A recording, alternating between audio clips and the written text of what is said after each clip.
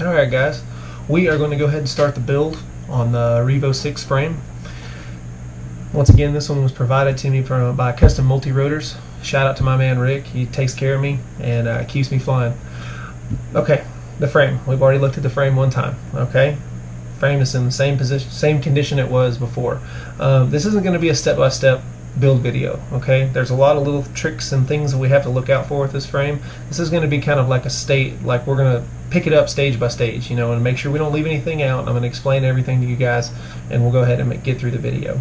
A couple things to note: the kit only comes with one set of brass standoffs. If for any reason that you have other parts that require more pieces, like a double stack or a triple stack or whatever, then you will need to have brass standoffs. No big deal. $10, Amazon Prime. You can have them at your house 2 days. Okay, so make sure you have extra standoffs. Also, motor wires. Okay, 18 gauge motor wires. I even got motors with extended leads for 4-in-1 ESCs, and they still weren't long enough.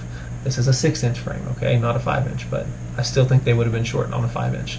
So keep that in mind. Make sure that you have some 18 gauge wire and some brass standoffs before you get started, otherwise you're going to be stuck right off the bat. Okay, let's go ahead and look at some of the stuff that I've done. We have our frame sitting here. Obviously the frame is assembled minus the wire that goes around the outside. I think it's just going to be a little easier to work with leaving the wire off. Okay, we're going to set the frame aside. This is my first video to show you guys where I've stopped. Okay, I'll be using T-Motor F40 Pros on this build. You see I have taken and lengthened all the wires and heat shrink it. I've already heat or shrunk it, I don't know, however that goes. You see I've got that all done there already. Okay, I also have some wire mesh that we're going to be putting around these wires to keep them safe on the arms. I am using the new Acon 4-in-1 30 amp ESC. This sucker is awesome. Okay, if you don't have one, grab one.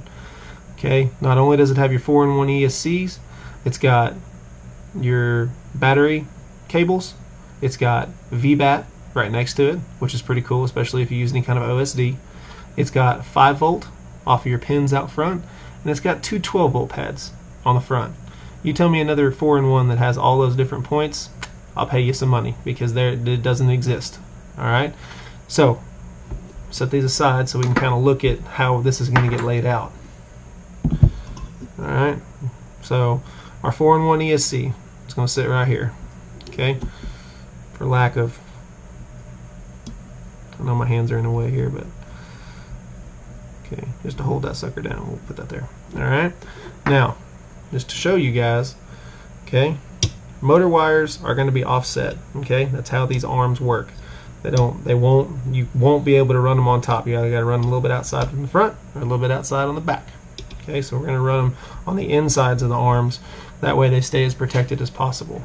Okay, I'll then put this in your way.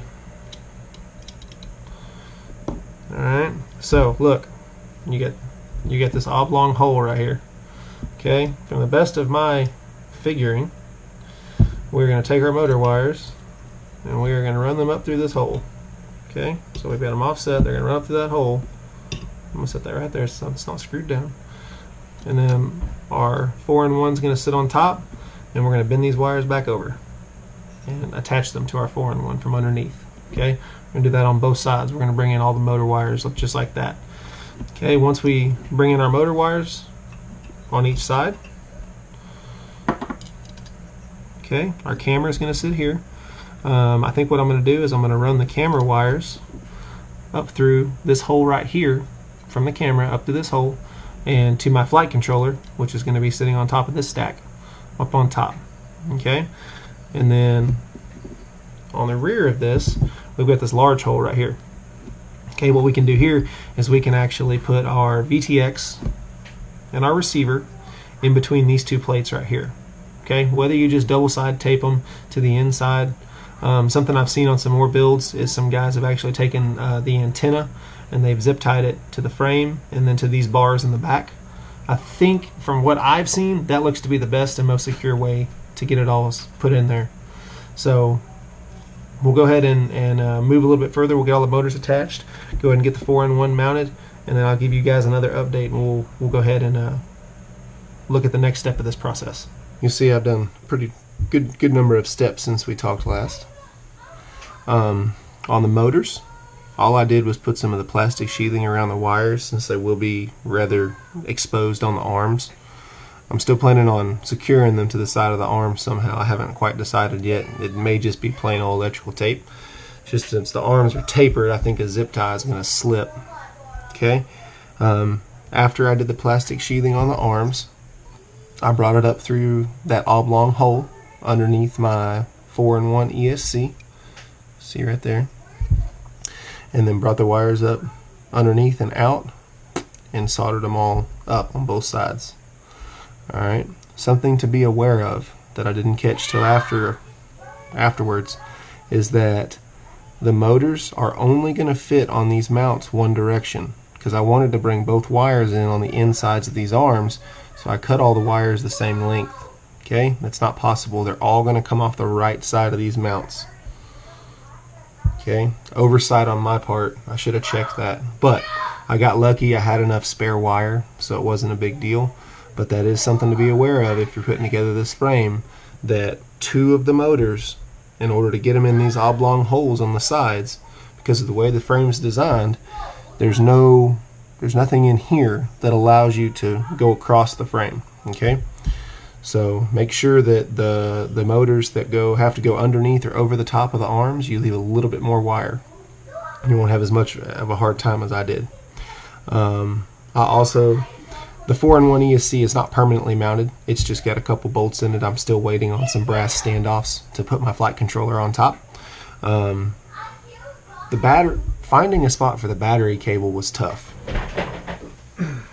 Just because of the way the frame's designed, it's hard to find a spot for it to go. But I think it did a good job. We just soldered on the battery connections and we ran it up underneath.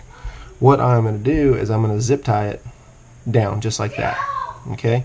And then when we put our batteries on the bottom, we just fold a little connector over, plug it in right there. I think it'll end up being a really good spot, or the best spot, because as you can see, we want to make sure that sucker gets down. Yes, I'm using 5-inch props, not 6-inch props. Get it down before we get any blades in the way. So that seems to be the best route in my mind. And then I did the tension wire. I've only tensioned it one time. I know they say in the instructions you may need 2 or 3 times to tension it. I'll get there. But looking at my placement on my VTX and my RX, I felt like I needed the tension wire in there to kind of work around it. That way I didn't put anything in the wrong spot. I'm really trying to take extra time and think this build out, because it is a little complex in the way that you have to run everything to get it all to fit properly. I do come in and put liquid electrical tape on all these solder points, and I'm going to do that next. I just wanted to show you guys before I did it. I have already powered this up. I have already checked continuity and made sure that everything up to this point is in good condition. So at this point, we're in a really good spot. Next, I'm going to go ahead and put a liquid electrical tape. I'm going to go ahead and I'm going to go ahead and start running my pigtails for my camera and my VTX, because of the way they sit in here, you're probably going to have to leave you enough slack to where you can plug it in on the outside and then slide it into position and secure the camera and the VTX in place.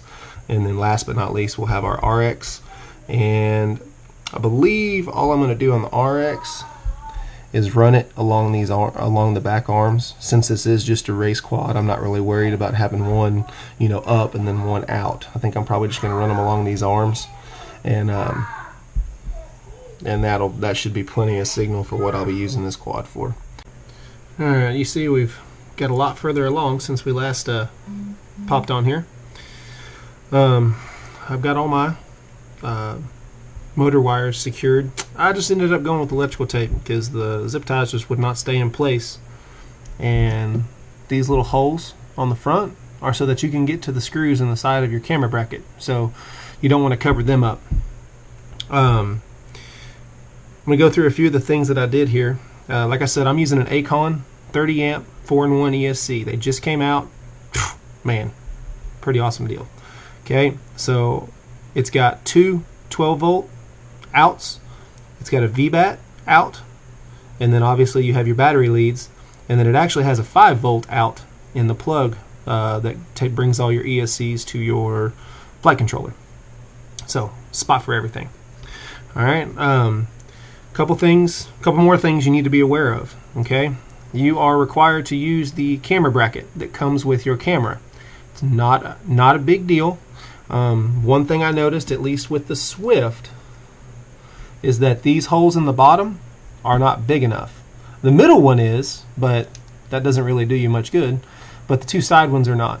Okay, just in case y'all don't know this, just put you a piece of painter's tape on the top and on the bottom and get you a nice sharp metal drill bit, and it'll go through it like butter. It won't splinter it or anything. So it's real easy to drill them out and make them just a little bit bigger so that you can get your screws in there, because you want your screws to come up from the bottom so that you have very little on the bottom to get in the way of your battery.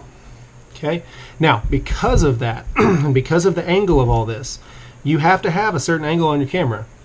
That's the angle we're at right now. It's probably not quite as much as I'm going to want, but I mean that's almost the minimum. You can go down a little bit, but not much more than that, just because of the way that everything's designed.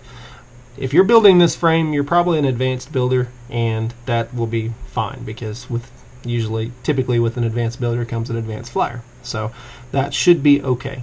Only reason this is sticking out is because I haven't had a chance to go in and program the OSD and such on the camera yet, and I like that little pigtail. It makes it easy for me to plug it in and take it off until I'm completely happy with the camera settings. And then I hope you can see this. Okay, in here I've got a FR Sky XM Plus on the bottom, and it's just put on with double-sided tape. I'm a big proponent of soft mounting my components if possible. It's mounted on the bottom, and then because this is just a racer and I'm not going to be flying this thing a half mile away from myself, I just have our receiver wires on these back arms. And I may need to do a little bit more buttoning up on them, but typically a little bit hanging off the bottom won't hurt it, especially with a bottom mounted battery.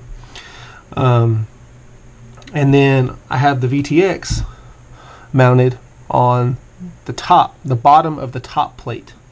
And while you can't see, maybe not, you can see right in there, I still have access to change channels and see what channel I'm on with no issues. Alright, and what I've done to secure it, like I said, big fan of soft mounting, just a piece of double-sided tape holding the actual VTX in.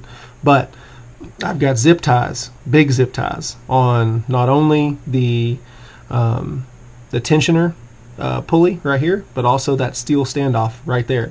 This sucker, there's no pressure on the SMA itself. Okay, it's all on the antenna, and so you see there how it's zip tied. And the cool part about this frame, because of the way it is designed, which like I said, 6-inch props be a little bit different, but man, you got all the room in the world for your antenna, so you can leave that sucker straight out, and that's really going to help your antenna longevity. And I mean, and you can even, if you want to bend it up a little bit like that, that won't hurt it either. Kind of put it in that little safe space between the bottom of your battery and the top of your stack. Because I don't know about y'all, but VTXs and antennas are probably the most torn up part on my quads, and I try to really put some emphasis on where I mount them. But okay, so you've seen those mounted. As far as the wiring, okay, I typically like to bring the power from the VTX if it's at all possible. So basically all I did was I took the two wiring harnesses, soldered them together. They're underneath the 4-in-1 ESC, and then the power for the VTX is coming off of this 12-volt pad right here. So, and these are BECs, so you are protected. You can add a capacitor if you want to help with voltage spikes. I've heard really good things about these 4-in-1, so I'm not really worried about it. But it is a possibility, and it is there if you want it. But anyway, the 12-volt comes from here, goes to my VTX, and then the 5-volt out from the VTX comes up through this hole underneath the 4-in-1, soldered or spliced into the camera pigtail underneath the 4-in-1, and back down through this hole right here. And I've got enough wire kind of shoved behind the VTX and the camera to where if I have to remove them, I can pull them out, you know, an inch or so and get them out. So that's actually something that I didn't think I would care for, how it's all so compartmentalized because of the way the arms are. But it actually provides you nice little cubby holes for you to stuff a little bit of extra wire in there, to where when you do have to remove parts, you have a little bit of wire to play with. On a lot of builds, that's not possible. So I like that a lot. I did secure my pigtail down on this arm to keep it down out of the way of the props. Just another zip tie. And I don't know if I can't remember if I put the string on last time, but I have it tensioned down. And here she is, all finished up, ready for her maiden flight. Couple things I did since the last time. Obviously we added the flight controller to the top of the stack. We've got the 4-in-1 ESC wires here. I just ran them up underneath the flight controller to the back side of the flight controller. My receiver, I kind of braided it up and ran it underneath the flight controller and the ESC. That way I can, if I have to pull off the flight controller, I can flip it forward and get it completely out of the way of the stack. I also went ahead and put my final hardware on the cables because they are tensioned properly, so I don't have to worry about that anymore. The only thing I really have left is my top plate, which is right here, and we are actually going to run a GoPro on the top plate, just like that. Alright, so I'll come back in just 1 second once I get the top plate on, and we'll do the absolute final build video, and then I'm gonna go fly her. Okay, GoPro's mounted. I was able to find a GoPro mount that the holes aren't exact, but they're pretty daggum close.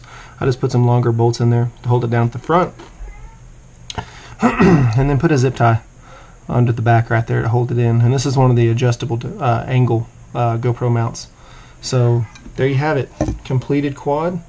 I weighed it earlier without the session mount, and it weighed in at 360 grams, which is about right, because you know most people shoot for about 300 grams on these, but that's with about a 70 gram frame.